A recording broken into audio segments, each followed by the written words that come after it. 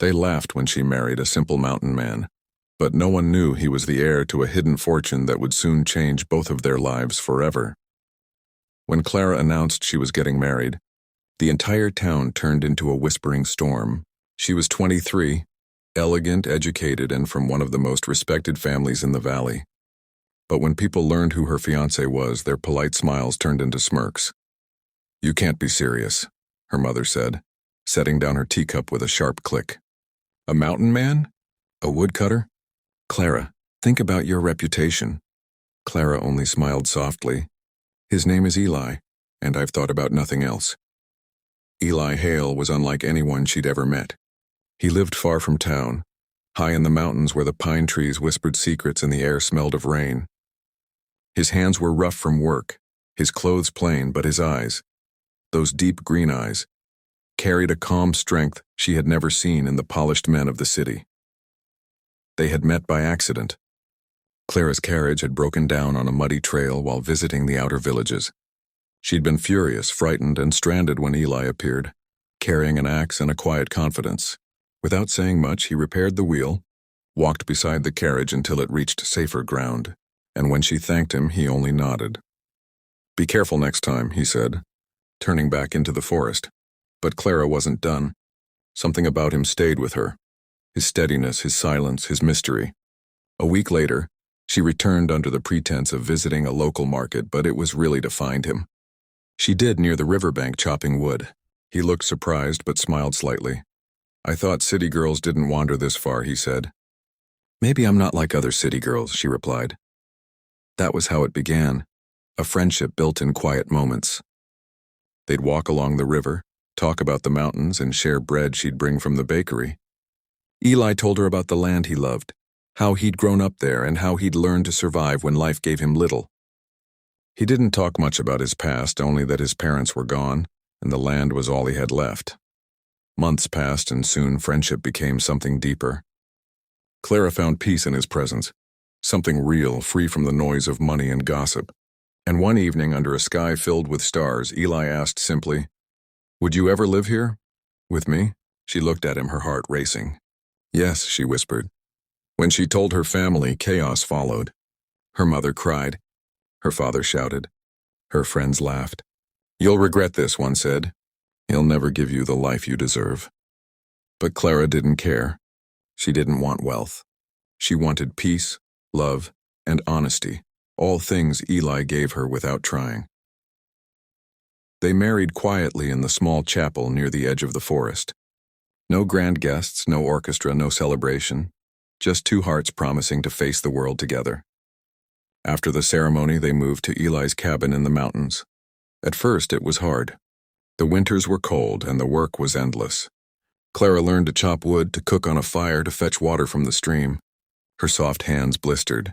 Her fine dresses turned to simple wool, but she was happy. She'd never felt more alive. Still, the town didn't forget. When she came down to trade supplies, people whispered. Some pitied her, some mocked her. "Look at Clara," they said. Once a lady, now a mountain wife. She ignored them. But sometimes late at night, she'd look at the stars and wonder if she'd made a mistake. Eli would sense her thoughts and gently take her hand. "Don't listen to them," he'd say. "They don't know what real life is." And he was right. Because beneath that simple life, something mysterious was brewing, something even Clara couldn't have imagined. It began the day an old man arrived at their cabin, riding a black horse through the fog. Eli recognized him instantly. He froze, his usual calm replaced by tension. "Eli Hale," the man said, dismounting slowly. "You've been hard to find." Clara looked between them, confused. "Who is he?" Eli's jaw tightened. "Someone from my past." The man handed him a letter sealed in wax. "It's time," he said. "Your father's estate can't wait any longer." When the man left, Clara asked, "Estate? Eli, what's going on?" He hesitated for a long time before answering. "There are things I never told you. Things I wanted to leave behind." That night, he finally spoke. His father had been one of the wealthiest landowners in the Northern Territories, a man with power, money, and enemies. Eli had walked away from it all after his father's death, refusing to be part of the corruption and greed that came with it. He had built his life in the mountains to escape the world's ugliness. I didn't want you to marry a name, Clara, he said quietly. I wanted you to marry me. She sat in silence, tears welling in her eyes. So you're saying? Yes, he said softly. I'm the heir to my father's fortune. For days, Clara struggled to process what she'd learned. Her husband, the man everyone had mocked her for marrying, was the rightful heir to one of the largest estates in the region. Why didn't you tell me? She asked one evening, sitting by the fire. Eli stirred the flames, his voice calm but heavy. Because I didn't want money to decide our story. I've seen what it does to people. I wanted a life built on truth, not titles. She nodded slowly. And now? What happens now? I don't know, he admitted. But I can't ignore it anymore. The estate is falling apart. My father's workers, they're starving. Maybe it's time I stop running. Weeks later, they descended the mountain together for the first time as husband and wife. Not to the market, but to the old Heir estate. The moment they arrived, Clara's breath caught. The mansion was enormous, standing on a hill like a sleeping giant. It had once been a symbol of power, but now it looked forgotten, draped in ivy and silence. Eli's return caused an uproar. The local officials who had assumed control were shocked. We thought you were dead, one of them stammered. I was, Eli replied simply. Now I'm here to rebuild. The days that followed were filled with hard work. Clara helped clean, repair, and reorganize the old estate. But unlike the other women of wealth, she refused to act like a lady of luxury. She treated the servants with kindness, worked beside them, and earned their respect. News spread quickly.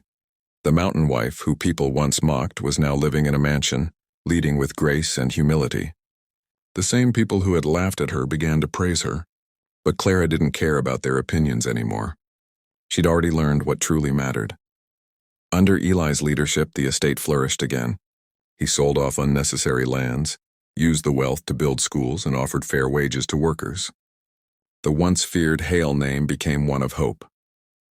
One evening, as they stood on the balcony overlooking the fields, Clara turned to him. Do you ever miss the mountains? He smiled faintly. Every day.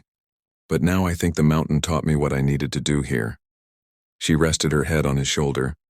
They laughed when I married you, she said softly. But I'd marry you again 1,000 times over. He chuckled. Let them laugh. We know what we built. Years passed, and the story of Eli and Clara became something of a legend in the valley.